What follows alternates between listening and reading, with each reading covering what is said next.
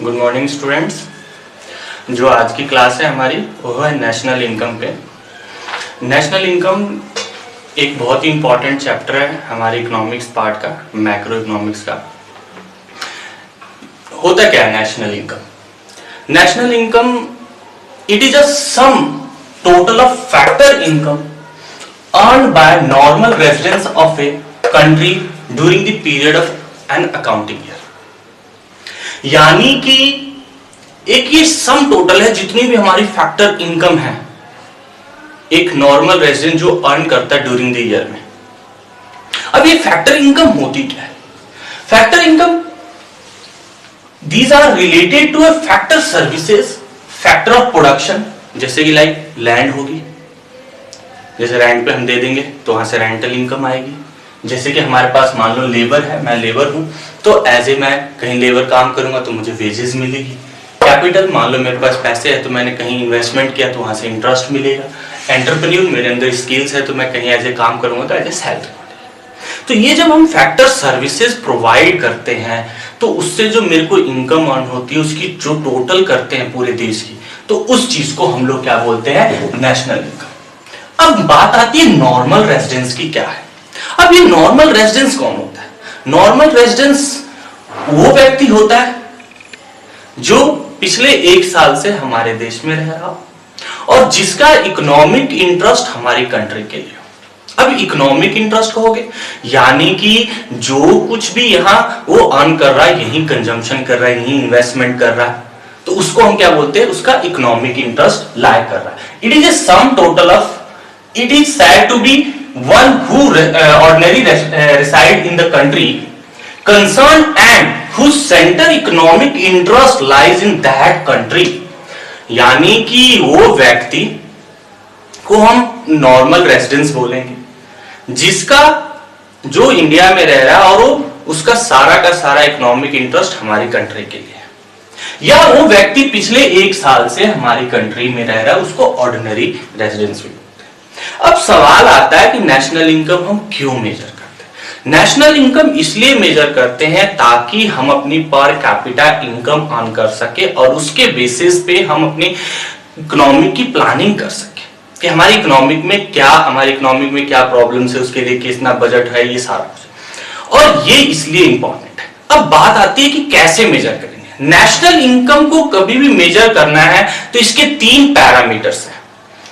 पहला पैरामीटर, या तो पूरी इकोनॉमी की इनकम अर्न कर लो, जिसको हम इनकम मेथड बोलते हैं, जिसका पहला पैरामीटर है इनकम, यानी कि जितनी भी इकोनॉमी में पर्सन है उनकी सबकी इनकम अर्न कर लो और इनकी इनकम को कैलकुलेट कर लो, जो अर्न कर रहे हैं उससे भी हमारी नेशनल इनकम आ सकती है। अब ये कैसे हम करेंगे वो देखेंगे आगे। दूसरा पैरामीटर है एक्सपेंडिचर, यानी इकोनॉमी में जितने भी खर्चे हो रहे उसको कैलकुलेट कर लो, सम टोटल कर लो, तभी भी हमारी नेशनल इनकम आ जाएगी। तीसरा हमारा पैरामीटर है वैल्यू, यानी कि प्रोडक्शन, यानी इकोनॉमी में कितनी प्रोडक्शन हो रही है उसके बेसिस पे, यानी कि ये 3 पैरामीटर के बेसिस पे हम नेशनल इनकम को मेजर कर सकते हैं। और नेशनल इनकम इन्हीं तीनों पैरामीटर के बेसिस पे इनके मेथड भी है, जैसे कि पहला इनकम मेथड, दूसरा एक्सपेंडिचर मेथड और तीसरा प्रोडक्शन मेथड भी इसको बोलते हैं, वैल्यू एडेड मेथड भी बोलते हैं हम लोग इसको। बात आता है कि इसको कैसे सॉल्व करेंगे। अब कैसे पहचानेंगे कि नेशनल इनकम इनकम मेथड से कैलकुलेट करना, एक्सपेंडिचर से कैलकुलेट करना, वैल्यू एडेड से कैलकुलेट करना? तो जब भी हम नेशनल इनकम को मेजर करेंगे अपने दिमाग में 2 चीजों को फाइंड आउट करो। पहला कि हमें पहचानना है कि इसमें कौन सा मेथड एप्लीकेबल।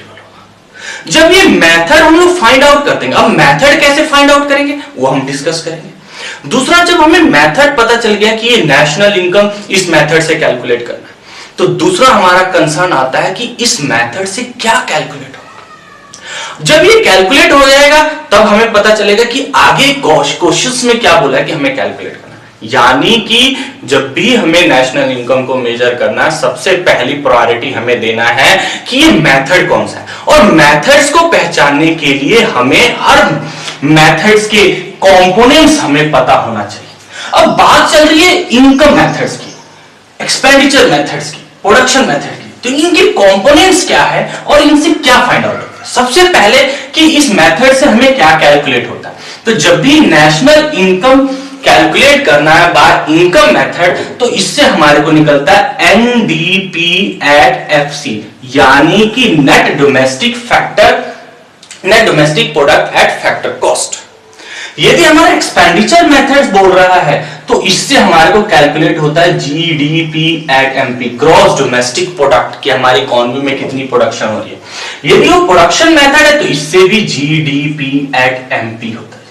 अब सवाल आता है, सर आपने ये बता दिया कि हमारे को इस मेथड से ये निकलता है, इस मेथड से ये कैलकुलेट होता है, इस मेथड से, तो इसको कैसे हम करेंगे कि ये मेथड हमें पता चलेगा कि यही मेथड लगेगा, ये मेथड है, तो इसके कंपोनेंट्स बहुत इंपॉर्टेंट है। जब हमें national income by income method देखते हैं तो उससे एनडीपी एट एफसी निकलता है और इसके कंपोनेंट्स हमारे पास 3 है। कौन कौन से कंपोनेंट्स हैं? तो पहला कंपोनेंट्स है इसका ऑपरेटिंग सरप्लस, ऑपरेटिंग सरप्लस यानी कि ओएस, इसको शॉर्ट फॉर्म। दूसरा इसका जो कंपोनेंट्स है वो है कॉम्पनसेशन ऑफ एम्प्लॉय, और जो तीसरा कंपोनेंट्स है इसको सीओई में हम शॉर्ट फॉर्म में डालते हैं, और जो तीसरा कंपोनेंट्स है वो है mixed income from self employed, यानी कि खुद करके जो हम काम करते हैं, MYSE। अब इसकी एक्सप्लेनेशन हमें कैसे पता है ऑपरेटिंग सरप्लस क्या है, कंपनसेशन क्या है, ये क्या है। कई बार होता है क्वेश्चंस में हमें ये तीनों ही कंपोनेंट्स गिवन होते हैं, तो इजी हम लोग इसको कैलकुलेट कर लेते, तो OS प्लस ये करके हमारा एनडीपी एट एफसी आ गया। लेकिन यही नहीं खत्म हो रहा, उसके आगे क्या है उसके लिए हम बाद में देखेंगे भी। लेकिन हमारा सबसे पहला है कि इसको, अब इस कंपोनेंट्स को हम कैसे इसको एक्सप्लेन करेंगे वो हम देखने जा रहे हैं। जैसे कि हमारे पास कंपोनेंट्स, एक एक कंपोनेंट्स के बारे में हम लोग डिस्कस कर रहे हैं। जैसे कि हमारा इनकम मेथड में जो सबसे पहला है, कई बार होता है कि ऑपरेटिंग सरप्लस ना दे। ऑपरेटिंग सरप्लस क्या मींस कि ऑपरेट करने से जो पैसा आ रहा है, किसी भी चीज को ऑपरेट करने से, तो ऑपरेटिंग सरप्लस हमारे पास कौन कौन से हो सकते हैं। तो ऑपरेटिंग सरप्लस के लिए हमें डिस्कस कर रहे हैं, तो इसमें हमारा होता है कि रेंट, यानी कि मान लो किसी लैंड को मैंने किराए पे दे रखा तो रेंट आ रहा, प्लस इंटरेस्ट, यानी कि कई बार होता है हमारे पास जो कैपिटल होती है उसको हम इन्वेस्ट कर देते तो इंटरेस्ट आता है, प्लस प्रॉफिट। अब कई बार होता है प्रॉफिट हमें एग्जैक्ट गिवन होती है कि हाँ प्रॉफिट है, सीधे हम लोग क्या करेंगे ऑपरेटिंग सरप्लस कैलकुलेट करते वक्त rent plus interest plus profit कर लेंगे। लेकिन कई बार होता है प्रॉफिट हमें ना गिवन होते, इसके भी सब पार्ट्स होते हैं, यानी कि कंपोनेंट्स होते हैं। और क्या होते हैं देखते हैं। अब नेक्स्ट होता है हमारे पास रॉयल्टी। रॉयल्टी कई बार होता है कि हमारे पास कई ऐसी चीजें होती है, जैसे मैं बुक्स लिख रहा हूं तो उससे मुझे रॉयल्टी मिलती है, तो वो चीज को जो मिलता है वो भी हमारी ऑपरेटिंग सरप्लस का ही पार्ट होता है। लेकिन अब ये बात आती है प्रॉफिट की, प्रॉफिट की भी कंपोनेंट्स होते हैं। यदि क्वेश्चंस में हमें सीधे ऑपरेटिंग सरप्लस दे रहा है फिर तो हमें इस चीज को देखने की जरूरत नहीं। यदि हमें ऑपरेटिंग सरप्लस नहीं दे रखा तो हमें इस कंपोनेंट्स को भी देखने की जरूरत है कि क्या हमारे क्वेश्चंस में रेंट इंटरेस्ट प्रॉफिट ये दे रखा है। कई बार होता है प्रॉफिट ना देगा उसके कुछ कंपोनेंट्स दे रखे, जैसे कि हमारे को इसके कंपोनेंट्स है, जैसे कि हमारे पास है अनडिस्ट्रीब्यूटेड प्रॉफिट। कई बार होता है कंपनी में अनडिस्ट्रीब्यूटेड प्रॉफिट, कई बार होता है कंपनी इकट्ठा करती है, जैसे रिजर्व्स इकट्ठा करके रखती है जो डिस्ट्रीब्यूट नहीं करती, प्रॉफिट का ही पार्ट होता है, लेकिन है तो प्रॉफिट ना, तो उसको भी हम बोलते हैं प्रॉफिट। दूसरा होता है हमारे पास in the form of dividend. कंपनियों में हम लोग इन्वेस्ट करते हैं तो उससे पैसा जो आता है प्रॉफिट के फॉर्म में वो क्या होता है, इक्विटी शेयर से खरीद लेते हैं तो वो डिविडेंड। कई बार होता है हमारे पास जो कॉर्पोरेट प्रॉफिट होता है, कॉर्पोरेट प्रॉफिट भी हमारा प्रॉफिट का ही पार्ट होता है। कॉर्पोरेट टैक्स जो हम प्रॉफिट पे देते हैं, प्रॉफिट टैक्स, ये भी हमारे लिए, तो यानी कि प्रॉफिट के भी हमारे ये कंपोनेंट्स हैं। जब हमारे पास ऑपरेटिंग सरप्लस आ गया, यदि हमें सीधे दे रखा तो वो डाल दो, नहीं तो ये कंपोनेंट हो। दूसरा आता है हमारे पास कॉम्पनसेशन ऑफ एम्प्लॉयज।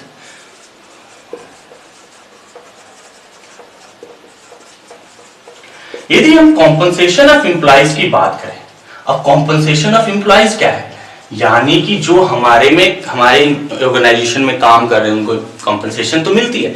तो अब इसमें हमारे पास क्या आ सकती है, इसके क्या कंपोनेंट्स है, तो इसका कंपोनेंट्स है जैसे wages and salaries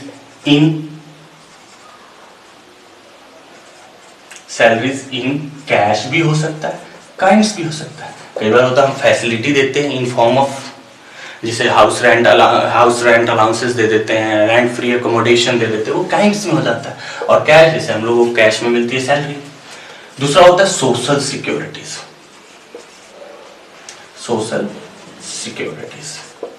provided by employer. ये बहुत इंपॉर्टेंट यहां बात आ जाता है, एम्प्लॉयर, जो एम्प्लॉयर हमें प्रोवाइड करेगा social security, like pensions, like हमारे को प्रोविडेंट फंड जमा करा देना, ओल्ड एज, ये सारे हमारे लिए क्या हो जाता है, सोशल सिक्योरिटीज में आ जाते हैं। या like PF, provident fund, pension, ये हमारे लिए क्या है, सोशल सिक्योरिटी। यदि एम्प्लॉयर प्रोवाइड कर रहा है, तो यदि एम्प्लॉय प्रोवाइड कर रहा नहीं, वो एम्प्लॉय तो अपने पैसे में से ही प्रोवाइड कर रहा है ना, तो उसको क्या है, तो वो तो नहीं पार्ट ऑफ दी हमारे लिए सोशल सिक्योरिटी है, वो तो अपने पैसे में से कर रहा है, it is a transfer payment, तो वो हमारे लिए नेशनल इनकम का पार्ट नहीं होता। तीसरा है मिक्स्ड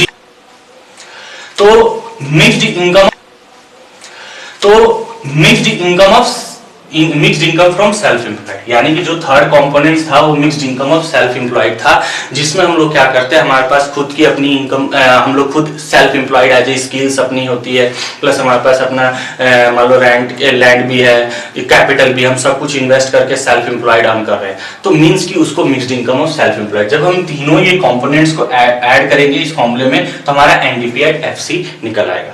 अब यहां सवाल आता है कि सबसे पहला हमें मेथड पहचानना है कि नेशनल इनकम किससे कैलकुलेट, तो इस कंपोनेंट्स को देखेंगे तो हमारे को पता चल जाएगा कि ये इनकम मेथड है। जब इनकम मेथड पता चल जाएगा तो इससे निकलता है एनडीपीएट एफसी। जब ये एनडीपीएट एफसी निकलेगा कैसे, तो operating surplus plus compensation of employees plus mixed income of self employed, इन तीनों को ऐड करोगे तो एनडीपीएट एफसी आ जाएगा हमारे पास। जब एनडीपीएट एफसी आ जाएगा तो अब हमें पहचानना है कि हमें क्वेश्चंस में और क्या कैलकुलेट करने को दिया है। तो सिंपल, कुछ भी क्वेश्चंस में दिया हो कैलकुलेट करने की कोई दिक्कत नहीं हमारे को। जब हमारे को पता चल गया कि नेशनल इनकम हमारे को एनडीपीएट एफसी यानी इनकम मेथड से एनडीपीएट एफसी कैलकुलेट होगा। अब हमें कुछ भी कैलकुलेट, मान लो नेशनल इनकम कैलकुलेट करना है, नेशनल इनकम को बोलते हैं एनपीएट एफसी। एनपीएट एफसी का मतलब होता है net national product at factor cost. हमें अब कुछ भी कैलकुलेट करना, कहां से जहां पहुंचना है ये हमें देखना है, ध्यान देना है। यदि नेट से नेट है तो कोई दिक्कत नहीं है। अब ये डी का मतलब होता है डोमेस्टिक, एन का मतलब होता है नेशनल। यदि हमें डोमेस्टिक से नेशनल पे जाना है, यानी कि ये ध्यान रखना, डी से एन पे जाना है, यानी कि डोमेस्टिक से नेशनल पे हमें पहुंचना है, तो उस केसेस में हमें इसमें ऐड करना पड़ता है NFIA, net factor income from abroad, यानी कि जो अब्रॉड से पैसा आता है उसको। यदि हमें वही बात आ गई, यदि नेशनल से हमें डोमेस्टिक पे पहुंचना है कई बार, तो हमें ये माइनस कर देंगे एनएफवाईए।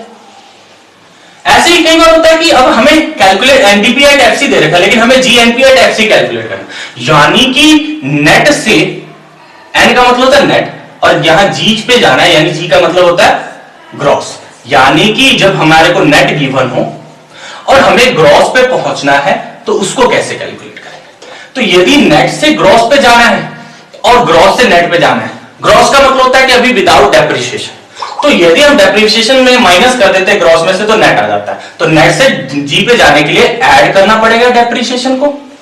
और यदि जी से हमें एन पे जाना है, एरो को ध्यान देना, एरो बहुत इंपॉर्टेंट रोल प्ले कर रहा है, तो हमें डेप्रिसिएशन माइनस करना। अब अगला सवाल आता है प्रोडक्ट का सेम है, हमारे को कोई दिक्कत नहीं है, लेकिन अगला है एफसी से एफसी भी सेम है, लेकिन कई बार होता है कि एफसी की जगह मार्केट प्राइस भी गिवन होती है। यदि हमें मार्केट प्राइस से फैक्टर कॉस्ट पे पहुंचना है तो बहुत इंपॉर्टेंट है, क्या है, कुछ नहीं, मार्केट प्राइस यानी कि हमारे डोमेस्टिक की बात हो रही, और यहां तक पहुंचने के लिए यानी कि नेशनल लेवल पे पहुंचने के लिए फैक्टर प्राइस। तो इसमें से जब हम लोग एनआईटी माइनस कर देते हैं, नेट इनडायरेक्ट टैक्सेस, एनआईटी का मतलब होता है नेट इन डायरेक्ट टैक्सेस। और ये नेट इनडायरेक्ट टैक्सेस कैसे आता है? तो एनआईटी मतलब आईटी यानी इनडायरेक्ट टैक्सेस माइनस सब्सिडी। और यदि हमें एफसी से एमपी पे आना है तो ऐड कर दो जी एनआईटी। यानी कि जब हमें पता चल गया कि नेशनल इनकम मेथड से कैलकुलेट करना है बाय द कंपोनेंट्स, हमने फाइंड आउट किया और हमने ये देखा कि यदि नेशनल इनकम मेथड से कैलकुलेट करें तो उससे हमारा फाइंड आउट होता है NDP at FC. NDP at FC के बाद हमें देखना है कि क्या हमें क्वेश्चन में फाइंड आउट करने के लिए दिया है, उसके बेसिस पे ये कन्वर्जन कर देना है। नेक्स्ट हमारा मेथड्स है बेटा, वो है हमारे लिए expenditure method. Expenditure method basically इससे जो कैलकुलेट होता है उससे होता है GDP at MP, gross domestic product. अब ये कैसे पहचानेंगे कि ये एक्सपेंडिचर मेथड्स है? तो सवाल यहां फिर से आ जाता है कि इसके कंपोनेंट्स को फाइंड आउट किया जाए। तो इसके कौन कौन से कंपोनेंट्स है? तो इसका कंपोनेंट्स है जैसे कि सी का मतलब प्राइवेट कंजम्पशन एक्सपेंडिचर, जी का मतलब होता है गवर्नमेंट फाइनल कंजम्पशन एक्सपेंडिचर, आई मतलब इन्वेस्टमेंट, जो हम लोग इन्वेस्टमेंट करेंगे, प्लस एक्स का मतलब एक्सपोर्ट माइनस इंपोर्ट। जब हम ये कंपोनेंट्स को फाइंड आउट करेंगे तो हमारा सवाल आ जाएगा कि हाँ ये कंपोनेंट्स है, तो यानी कि एक्सपेंडिचर मेथड्स है। और इससे हमें क्या कैलकुलेट होता है? GDP at MP. अब सवाल आता है कि ये कंपोनेंट्स को कैसे हम लोग और एक्सप्लेन कर सकते हैं, तो देखते हैं कंपोनेंट्स को कैसे एक्सप्लेन करते हैं। जो कंपोनेंट्स है यानी कि सी का मतलब जो होता है कि प्राइवेट फाइनल कंजम्पशन एक्सपेंडिचर, यानी कि जो हम लोग खर्चा करते हैं अपनी डे टू डे कंजम्पशन के लिए, जैसे हम राशन के लिए खर्चा करते हैं, ड्यूरेबल गुड्स भी हो सकता है, नॉन ड्यूरेबल गुड्स भी हो सकता है, सेमी ड्यूरेबल्स भी हो सकता है, या सर्विसेज भी हो सकती है। इन पे जो हम लोग house hold goods, house hold sector जो खर्चा करता है उसको बोलते हैं प्राइवेट फाइनल कंजम्पशन एक्सपेंडिचर। जी का मतलब होता है government final consumption expenditure. Government final consumption expenditure का मतलब क्या है? गवर्नमेंट भी तो हमारे बिहार पे खर्चा करती है, किस लिए? जैसे इंफ्रास्ट्रक्चर के लिए इन्वेस्टमेंट भी करती है वो, लेकिन अब यहाँ हमारा गवर्नमेंट एक्सपेंडिचर जैसे स्कूल्स पे, कॉलेजेस पे, या जो सैलरी देना वर्कर को या उनको देना, तो ये हमारे लिए क्या है? वो भी तो उनका खर्चा है गवर्नमेंट का। तो जो गवर्नमेंट हमारी ऑर्गेनाइजेशन हमारी सोसाइटीज को चलाने के लिए, हमारे देश को चलाने के लिए जो खर्चा करती है उसको हम बोलते हैं जी। नेक्स्ट आता है आई बहुत इंपॉर्टेंट रोल प्ले करता है। आई का मतलब इन्वेस्टमेंट भी होता है, इन्वेस्टमेंट। लेकिन कई बार होता है कि हमें क्वेश्चन में इन्वेस्टमेंट ना देने की जगह एक हमारे को चीज गिवन होती है, वो गिवन होती है ग्रॉस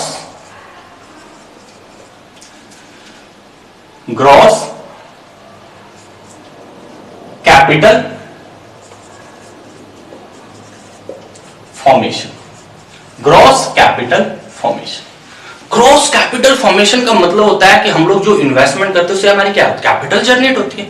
लेकिन कई बार क्वेश्चंस में हमारे को यहां नेट भी गिवन होता है, और कई बार होता है कि ये ना गिवन हो, इसके कुछ कंपोनेंट्स गिवन होते हैं, क्योंकि इसके कंपोनेंट्स भी होते हैं। यदि हमें इन्वेस्टमेंट गिवन है कोई इश्यूज नहीं है, यही सीधे ऐड कर देंगे। यदि हमें ग्रॉस कैपिटल फॉर्मेशन गिवन है, यही ऐड कर देंगे, कोई दिक्कत नहीं।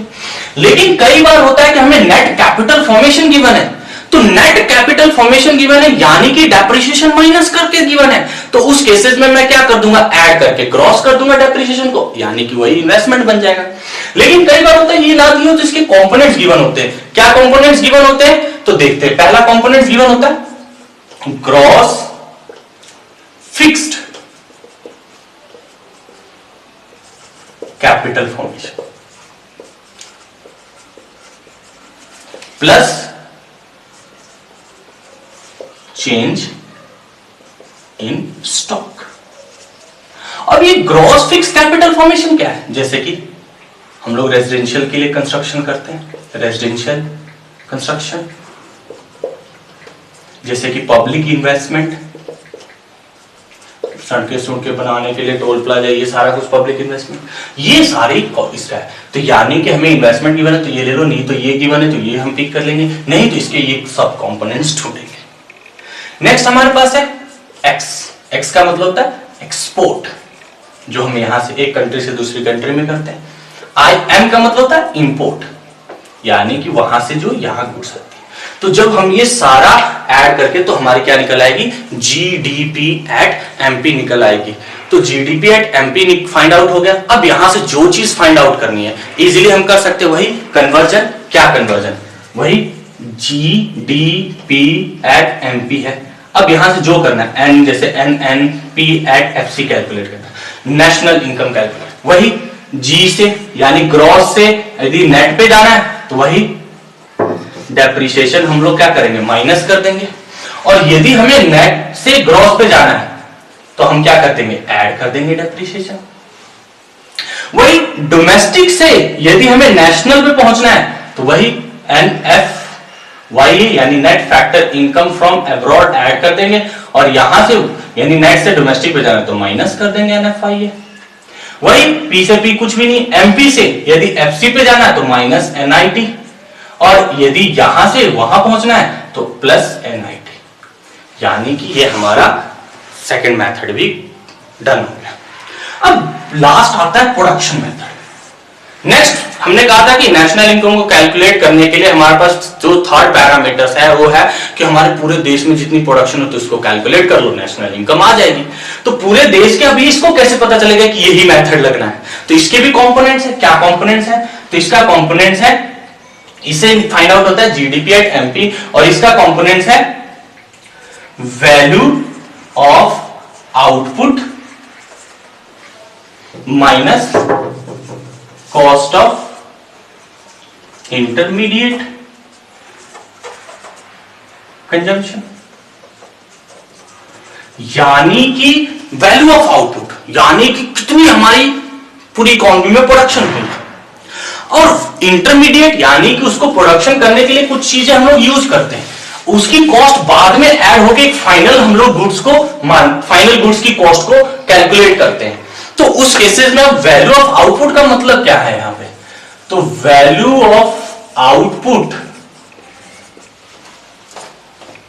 का मतलब है net sales plus change in stock, यानी कि कितनी हमने सेल कर दी है पूरी और कितना हमारे पास स्टॉक बचा हुआ है, उस दोनों को ऐड कर दो, वैल्यू ऑफ आउटपुट। और कॉस्ट ऑफ इंटरमीडिएट कंजम्पशन यानी कि ऐसी गुड्स जो गुड्स को प्रोड्यूस करने के लिए हम लोग यूज कर रहे हैं उसकी कॉस्ट को हम लोग माइनस कर देते हैं, तो वो हमारे लिए क्या आ जाता है, हमारे पास आ जाता है जी, इन दोनों को जब माइनस करें तो जीडीपी एट, वही जीडीपी एट एमपी आ जाएगा।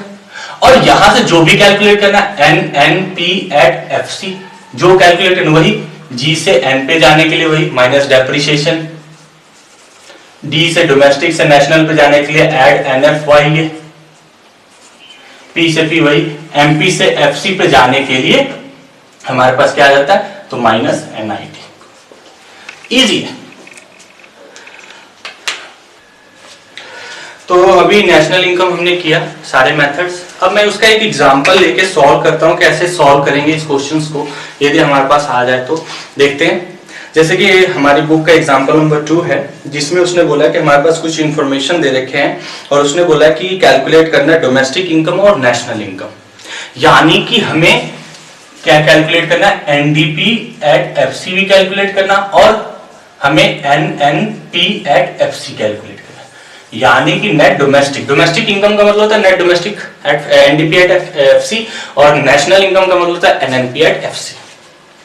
अब ये कैलकुलेट करना, लेकिन हमें अभी तक पता नहीं है कि कौन सा मेथड्स है, तो इसमें मैं इसके कंपोनेंट देखूंगा और इसके देखता हूं कि क्या क्या हमें आइटम्स दे रखे हैं। जैसे कि उसने कहा वेजेस, अब मैं ध्यान दूंगा वेजेस कौन से के, तो यानी कि ये तो कंपोनेंट्स है वर्क कंपनसेशन ऑफ एम्प्लॉइज का, कंपनसेशन ऑफ एम्प्लॉइज किसका कंपोनेंट्स है, वो national income by income method, यानी कि इसमें इनकम मेथड एप्लीकेबल होगा। तो अब इनकम मेथड कहता क्या है, सबसे पहले उससे कैलकुलेट क्या होता है, एनडीपी एट एफसी कैलकुलेट होता है। और ये कैसे कैलकुलेट होता है, तो इसका फॉर्मूला है operating surplus plus compensation of employees plus mixed income of self employed. मैंने एक फॉर्मूला लिख दिया। अब हमें ये ऑपरेटिंग सरप्लस सीधे दे रखा कि नहीं दे रखा, मैंने कहा नहीं जी, हमारे को इसमें रेंट दे रखा, इंटरेस्ट दे रखा, डिविडेंड दे रखा और अनडिस्ट्रीब्यूटेड प्रॉफिट दे रखा, तो यानी कि ये हमारे ऑपरेटिंग सरप्लस के कंपोनेंट थे, तो मैंने सीधे ऑपरेटिंग सरप्लस पहले कैलकुलेट किया। तो हमारे पास जो रेंट दे रखा है वो 5000 दे रखा है, मैंने क्या किया 5000 लिख लिया जी। जो इंटरेस्ट दे रखा है मैंने कहा 400 देखा 400 ले लिया जी, प्लस मैंने कहा आगे क्या देखा डिविडेंड। डिविडेंड अब देखेंगे प्रॉफिट यदि हमें गिवन है तो डिविडेंड नहीं लेंगे, यदि प्रॉफिट नहीं गिवन है तो हमारे को प्रॉफिट नहीं गिवन है, लेकिन प्रॉफिट का जो कंपोनेंट्स होते हैं वो होते हैं जैसे dividend, undistributed profit, corporate tax, corporate profit. तो हमारे को क्या दे रखा है डिविडेंड दे रखा है, तो मैंने डिविडेंड ले लिया जी। डिविडेंड कितना दे रखा है 3000, मैंने 3000 ले लिया जी। नेक्स्ट हमें दे रखा अनडिस्ट्रीब्यूटेड प्रॉफिट 200, मैंने ये भी ले लिया जी, ऐड कर लिया जी 200। नेक्स्ट अब हमें देखना है कि और कोई दे रखा है कुछ वॉलेटिलिटी दे रखी नहीं दे रखा, यानी कि ऑपरेटिंग सरप्लस यही कंप्लीट हो गया। तो ऑपरेटिंग सरप्लस कितना हो गया 5000 प्लस 3000 8600, यानी कि 8600। मैंने क्या किया यहाँ पे 8600 पुट आउट कर दिया। नेक्स्ट हमारे पास मेरा कॉम्पनसेशन ऑफ एम्प्लॉइज। यदि सीधे कॉम्पनसेशन ऑफ एम्प्लॉइज दे रखा तो ठीक है, नहीं तो हमें ढूंढना पड़ेगा उसके कंपोनेंट्स भी। नहीं दे रखा तो मैं पहले उसको भी कैलकुलेट कर लेता हूं, सीओई यानी कॉम्पनसेशन ऑफ एम्प्लॉइज।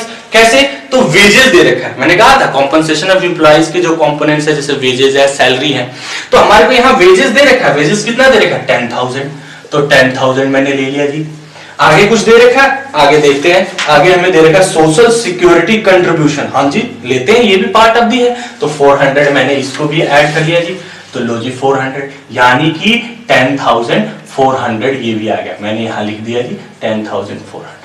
अब देखेंगे mixed income of self employed given है, और हमें गिवन है mixed income of self employed 400 सीधे, तो मैंने यहां 400 ऐड कर लिया। तो यानी इन सबको ऐड किया तो 9000 और 10000 19400, यानी कि 19400 करोड़, यानी कि सारे फिगर्स हमें करोड़ में दिए थे, तो मैंने इसको सीआर यानी करोड़ में लिख दिया। यानी कि हमारा पहला जो क्वेश्चन था सॉर्ट आउट हो गया। एनडीपी एट एफसी हमारा 19400 आ गया हमारे पास। सॉरी, कॉर्पोरेट प्रॉफिट टैक्स भी गिवन था हमारे को क्वेश्चंस में, तो मेरे यहां मिस्टेक हो गया है थोड़ा सा। 400 रुपए हमारे को कॉर्पोरेट प्रॉफिट टैक्स भी गिवन था, तो यानी कि ये 9000 था और यहां हमारा 9000 आ जाएगा जी। तो यानी कि ये हमारे पास जो क्वेश्चन में आंसर आ रहा है 19800। ये तो एनडीपी एट एफसीआई कितना है 19800 सीआर। लेकिन हमें दूसरा क्वेश्चन में पुट आउट करना, हमें NDP at NNP at FC calculate करना है। एन से एन कुछ भी नहीं, कोई चेंज करने की जरूरत नहीं, पी से पी कोई चेंज नहीं, प्रोडक्ट से प्रोडक्ट, एफसी से एफसी ही है। सिर्फ हमें डोमेस्टिक से नेशनल पे जाना है, और डोमेस्टिक से नेशनल पे जाने के लिए मैंने कहा था net factor income from abroad add कर देंगे। तो लो जी मैं इसमें ऐड कर देता हूं, तो इसमें ऐड कर दिया NFYA 1000, तो हमारा NNP एट FC आ गया कितना 20800 CR। ये था हमारे पास नेशनल इनकम, किसके मेथड से था, तो ये हमारे पास इनकम मेथड से। ऐसे ही कई बार होता है कि हमारे को एक्सपेंडिचर मेथड से भी दिया, जैसे एग्जांपल नंबर नेक्स्ट है जिसमें उसने बोला कि हमें कैलकुलेट करना जीडीपी, हमें जीडीपी एट एमपी भी कैलकुलेट करना है, जीडीपी एट एफसी भी कैलकुलेट करना है, कोई बात नहीं। अब हमें पता है कि एक्सपेंडिचर मेथड से जीडीपी ही एट एमपी ही आता है, लेकिन ये आता कैसे है, तो हमें पता है एक्सपेंडिचर मेथड से हमारे को क्या कैलकुलेट होता है, तो इससे हमारा कैलकुलेट होता है जीडीपी एट एमपी। कैसे, तो C plus G plus I plus X minus input, export minus import.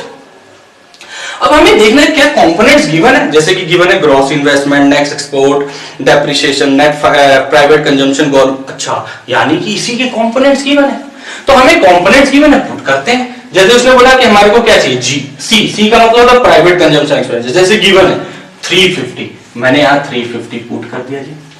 अगला गवर्नमेंट परचेज, यानी गवर्नमेंट भी जो एक्सपेंडिचर है, गवर्नमेंट एक्सपेंडिचर भी दे रखा है कितना 100 प्लस इन्वेस्टमेंट हमें दे रखा है ग्रॉस इन्वेस्टमेंट, ठीक है, हमें ग्रॉस ही चाहिए होता है, तो इन्वेस्टमेंट भी हमें दे रखा है 90, मैंने यहां पुट कर दिया जी। नेट एक्सपोर्ट गिवन है, नेट एक्सपोर्ट का मतलब था पॉजिटिव, नेट इंपोर्ट का मतलब था नेगेटिव हो जाएगा, तो यानी कि ऐड होगा और ये नेट गिवन है तो ऐड 10।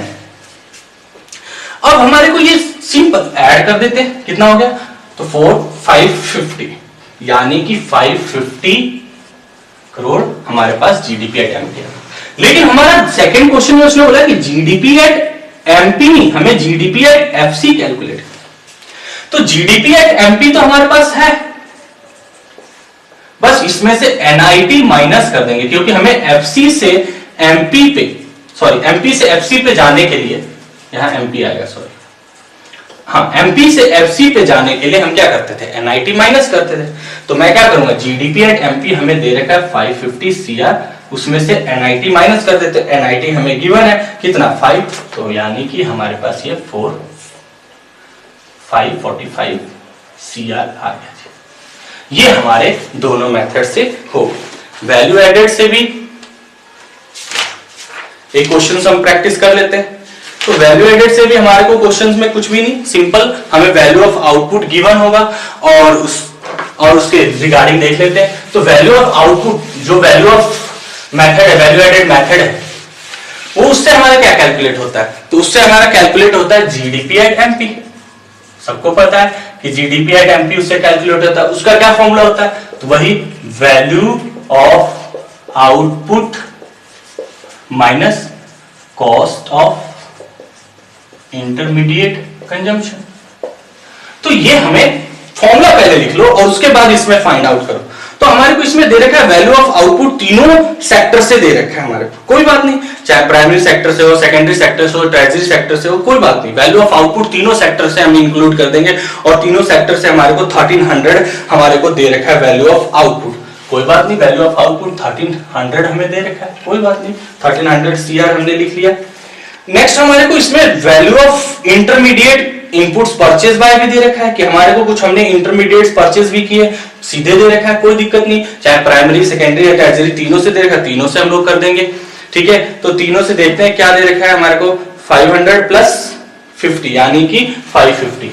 तो मैंने इसमें से सीधे माइनस कर दिया जी, तो ये हमारे पास कितना आ गया 750, यानी 750 सीआर हमारे पास जीडीपी एट एमपी आ गया। अब यहां से जो चीज भी बोला हो आप आगे, यदि नेशनल इनकम बोला है कैलकुलेट, वो कैलकुलेट कर सकते हैं, उसके रिगार्डिंग इंफॉर्मेशन दे रखा होगा।